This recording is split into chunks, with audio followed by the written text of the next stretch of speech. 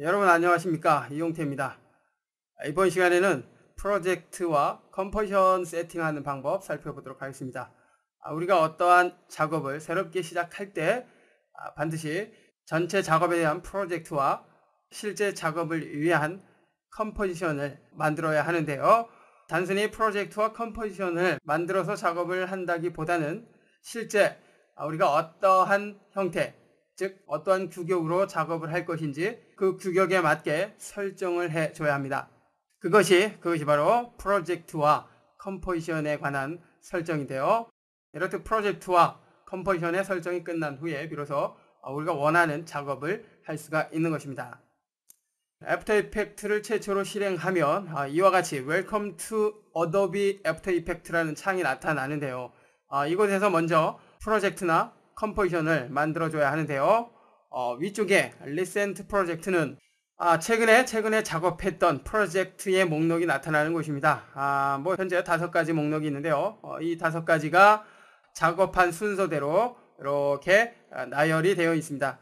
최근 작업했던 프로젝트 중에서 다시 열어서 작업을 하고자 한다면 이 목록에 있는 프로젝트를 선택을 해서 작업을 하면 되겠고요.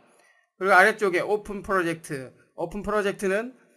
리센트 프로젝트에 없는 프로젝트 중에서 외부에 있는 프로젝트를 불러와서 다시 작업을 하기 위해서 사용이 되는 그러한 기능이고요.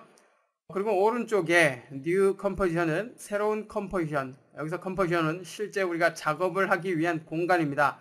타임라인이라고도 하고요. 새로운 작업 공간인 컴포지션을 새로 만들 때 사용이 되는 기능이고요.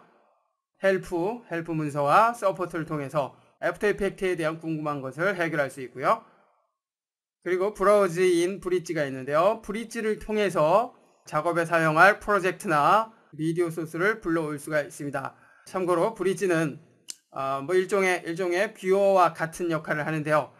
일반적인 뷰어와 다른 점이 있다면 어도비 제품의 프로젝트, 애프터 이펙트나 프리미어나 앙코르나 포토샵 같은 프로젝트 파일의 속성을 한눈에 살펴볼 수 있고요. 그리고 미디어 파일일 경우에는 재생을 해서 미리 보기를 해서 어떠한 파일인지 알 수 있게 해주는 그러한 다기능을 가지고 있는 브라우저를 사용할 수 있게 해줍니다. 그리고 아래쪽에는 헬프 문서를 볼 수 있는 헬프와 애프터 이펙트 CS6의 신기능에 대해서 궁금하다면 New Feature 그리고 Getting Start를 통해서 애프터 이펙트에 대한 사용법을 익힐 수 있는 튜토리얼을 볼 수 있습니다. 일반적으로는 새로운 작업을 위해서 New Composition을 만들게 되겠는데요. 그렇다면 New Composition을 클릭해서 새로운 컴포지션을 만들고 설정하는 방법 살펴보도록 하겠습니다. 컴포지션 세팅 창이 열렸는데요. 컴포지션은 앞서 언급한 것처럼 실제 작업을 하는 공간이라고 이해를 하시면 됩니다. 하나의 프로젝트에 여러 개의 컴포지션을 만들어서 작업을 하는 경우가 애프터 이펙트에서는 아주 흔한 일인데요. 작업의 양이 많거나 작업 상황에 따라서 여러 개의 컴포지션을 만들어 놓고 작업을 해야 한 경우가 많습니다. 그렇기 때문에 컴포지션의 이름 또한 작업 상황에 맞게 적절한 이름을 사용을 해야 되겠죠. 컴포지션 네임을 통해서 작업에 해당이 되는 이름을 입력해 주면 되겠죠. 이와 같이 이름을 부여를 해 주고요. 아래쪽에 베이직과 어드밴스 두 가지 항목을 통해서 설정을 해줄 수가 있습니다. 먼저 베이직에 대해서 살펴봅니다. 프리셋은 가장 즐겨 사용이 되는 컴포지션 규격을 설정을 해줄 수가 있는데요. 현재 저는 HDV 720-29.97이라는 프리셋을 사용을 하고 있습니다. 규격을 보면 1280에 720 가로 세로 화면 비율이죠. 그 밖에 일반적으로 사용을 하고 있는 다양한 규격을 프리셋을 통해서 선택을 해줄 수가 있습니다. NTSC-DV나 HDV 그리고 DVC 프로, HDTV 그리고 영화를 위한 시네온, 하프와 풀 그리고 필름 2K와 4K 등 다양한 규격을 사용할 수 있다는 거 알 수가 있습니다. 작업 상황에 맞는 프리셋을 선택을 해주면 되겠고요. 만약 프리셋에 원하는 규격이 없다면 직접 위드스와 하이트를 통해서 원하는 규격을 설정을 해줄 수가 있습니다. 자, 락스펙 레이티오는 항상 가로, 세로의 비율을 같은 규격으로 유지하고자 할 때 사용이 되고요. 가로, 세로 규격을 무시하겠다. 그러면 해제를 한 후에 원하는 규격을 입력을 해주면 됩니다. 그리고 아래쪽에 픽셀 스펙 레이티오를 설정해 줄 수가 있는데요. 화면의 가장 작은 단위인 픽셀의 비율을 설정을 해줄 수가 있습니다. 픽셀의 비율, 자, 스퀘어 픽셀은 가로, 세로 비율이 정사각형인 상태를 말하고요. 그리고 아래쪽에는 가로와 세로의 비율이 서로 다른 형태의 규격들이 있습니다. 역시 작업 상황에 맞는 규격을 선택을 해주면 되겠고요. 그리고 아래쪽에 프레임 레이트가 있는데요. 초당 사용이 되는 프레임 개수 설정을 해줄 수가 있죠. 일반적으로 우리나라에서 사용하는 NTSC 규격일 경우에는 29.97 그대로 사용을 하겠고요. 그 밖에 영화 같은 경우에는 24프레임을 사용을 하겠죠. 8프레임부터 60프레임까지 다양한 프레임 레이트를 사용할 수 있다는 걸 알 수가 있습니다. 역시 작업 상황에 맞는 프레임 레이트를 사용을 하면 되겠고요. 그리고 리졸루션은 작업할 때에 해상도를 설정을 해줄 수가 있습니다. 풀은 최고의 해상도로 유지를 해주고요. 그 아래부터 하프, 서드, 쿼터 그리고 커스텀을 통해서 해상도를 설정을 해줄 수가 있습니다. 자, 여기서 해상도는 실제 출력을 할 때, 즉 작업한 내용을 파일로 만들 때 설정하는 게 아니고요. 우리가 작업을 할 때, 뭐 현재는 볼 수 없지만 컴포지션 창에서 작업 내용을 볼 수 있게 해주는데요. 프리미어 프로나 베가스에서 사용이 되는 모니터와 같은 역할을 하죠. 이 모니터의 해상도에 따라서 컴퓨터 속도, 즉 작업한 내용을 볼 수 있는 렌더 속도가 차이가 납니다. 컴퓨터 사양이 좋을 경우에는 풀로 해도 상관이 없지만 그렇지 않을 경우에는 낮은 해상도를 설정을 해줘야지 작업한 내용을 그나마 좀 빠른 시간 안에 볼 수 있습니다. 역시 작업 상황에 맞는 해상도 설정을 해 주시고요. 물론 작업을 할 때 지금의 이 리졸루션은 컴포지션 하단에 기능이 있기 때문에 뭐 여기서의 설정은 특별한 의미는 없습니다. 자, 그리고 아래쪽에 스타트 타임 코드, 타임 코드는 시간을 알려주는 그 역할을 하는데요. 최초로 시작이 되는 시간을 설정하기 위한 타임 코드는 지금의 스타트 타임 코드입니다. 일반적으로는 0프레임부터 시작을 하지만 상황에 따라서는 특정 시간을 지정을 해서 시작되는 시간으로 사용할 경우도 있습니다. 가령 뭐 여러 개의 컴포지션을 만들어 놓고 첫 번째 컴포지션은 5초짜리 작업을 했다. 그러면 두 번째 컴포지션은 5초 1프레임부터 시작을 해줘야 되겠죠. 그렇다면 두 번째 컴포지션에서는 시간을 5초 1프레임부터 시작이 되도록 5초 1이라고 이렇게 설정을 해줘야 합니다. 이처럼 작업 상황에 맞게 스타트 타임 코드를 설정을 해서 사용을 하면 되겠고요. 타임 코드 읽는 방법 다들 아시죠? 시간, 분, 초, 프레임 4개의 단위로 이렇게 나눠진 것을 알 수가 있죠. 자, 그리고 아래쪽엔 듀레이션, 작업 시간을 설정을 해줍니다. 현재 30초로 되어 있는데요. 이 상태에서 OK를 하면 작업 컴포지션의 총 작업 시간은 30초가 됩니다. 애프터 이펙트의 특성상 특수한 씬에 대한 효과를 위해 주로 사용을 하기 때문에 30초 이상의 작업을 하는 경우는 흔치 않습니다. 물론 영화 같은 긴 영상일 경우에는 완전히 편집이 끝난 영상의 색보정이나 뭐 또 다른 애프터 이펙트에서만 할 수 있는 어떠한 작업을 하기 위해서 사용을 하기 때문에 긴 시간을 사용을 하겠지만 일반적으로 타이틀과 같은 모션 그래픽 그리고 특정한 장면에 효과를 적용하기 위한 VFX 효과를 위해서 사용하기 때문에 긴 시간의 작업 시간은 거의 사용을 하지가 않습니다. 여하튼 작업 시간에 맞게 설정을 해주면 되겠죠. 자, 그리고 아래쪽에 백그라운드 컬러는 컴포지션 배경에 사용이 되는 색상인데요. 실제로 작업한 내용을 파일로 만들 때는 나타나지가 않습니다.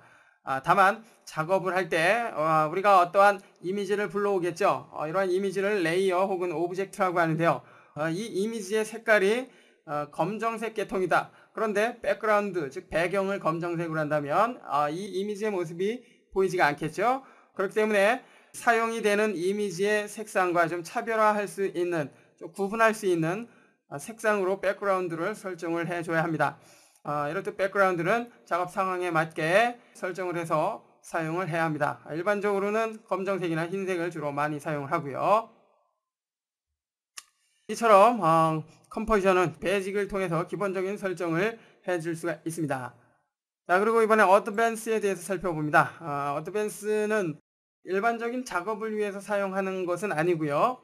특수한 목적을 위해서 사용을 합니다. 가령 앵커는 우리가 베이직을 통해서 설정된 이 컴포지션을 통해서 작업을 하다가 뭐 작업 크기라든지 여러 가지 부분을 재설정을 해야 할 경우가 있습니다. 그럴 경우에 컴포지션의 크기를 재설정을 해야 한다면 컴포지션의 크기를 조절을 할 때 어떤 위치를 기준으로 해서 조절을 할 것인지 지금의 앵커를 통해서 설정을 해줄 수가 있습니다. 지금 가운데 부분은 중간을 기준으로 해서 크기를 조절을 한다는 것이고요. 그 다음에 뭐 화살표 방향에 따라서 선택된 그 지점이 크기 조절이 되는 중심점이 됩니다. 포토샵이나 김포와 같은 이미지 편집 툴을 사용해 보셨던 분들은 다들 아실 것 같고요. 자, 그리고 아래쪽에 렌더인데요. 두 가지 타입이 있죠. 클래식 3D 그리고 레이트레이스 3D는 최근에 애프터 이펙트 CS6에서 새롭게 추가된 새로운 기능입니다. 입체 텍스트 오브젝트를 만들 때 사용되는 렌더 모드이고요. 그리고 클래식 모드는 단순히 3D 공간만 활용할 수 있는 작업 모드입니다. 작업 상황에 맞게 설정을 해주면 되는데 3D 텍스트 오브젝트를 만들 것이다 라고 한다면 레이트레이스 3D 모드로 사용을 하면 되겠고요. 그럴 필요가 없다 그러면 클래식 3D로 사용을 하면 됩니다.